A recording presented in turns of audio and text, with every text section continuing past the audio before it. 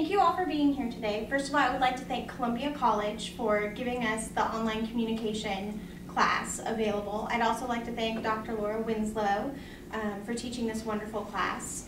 And I would also like to thank all of you, the Fifth Wall Productions board members, for being here today and for being so supportive and being such a great audience. Today I'm going to give a speech about how to audition for a play. Many people say that being a part of the performing arts, either viewing it on stage, being a part of it on stage rather, or viewing it from the audience, that it's one of the most enriching and exhilarating experiences of their lives. However, many people also say that they could never be a part of it because it's so incredibly nerve-wracking. They can't envision themselves being on stage. When in fact, SARTA, which is the Sacramento Area Regional Theater Alliance, says that anyone can participate in the performing arts on stage, on the community level. The secret is believing in yourself and being prepared. Today, I'm going to talk to you about some of the steps that you need to take to be prepared.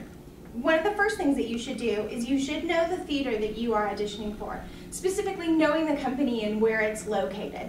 Nothing rattles the nerves more than driving mindlessly, being late, possibly making it to the theater, possibly not, because you have no idea where you're going. So I highly recommend mapping out your route, knowing where you're going, and furthermore, even knowing the theater itself, perhaps going to see a show, seeing what the production level is. This may encourage you to audition or it may discourage you, but it will certainly give you a better idea of what you are getting into. Another great tip is to arrive early. It'll allow you to see the performance space, if there's an echo, who your competition is, and even possibly get some additional face time with your director and production staff. The second thing that I would like to advise is to be prepared. You should know the show that you are auditioning for. In fact, one of the quotes that I found online, techniques is, it's a great idea to get a copy of the script and to read it thoroughly and become familiar with the characters and know the characters that you might be auditioning for. Be honest with yourself and know what type that you are before you even go in.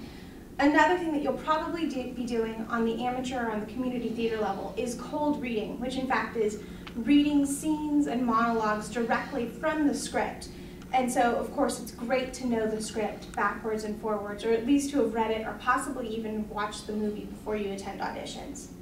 Finally, it's great to dress the part, to come to auditions with wearing clothing that is appropriate. Nobody wants to see your nooks and crannies on stage.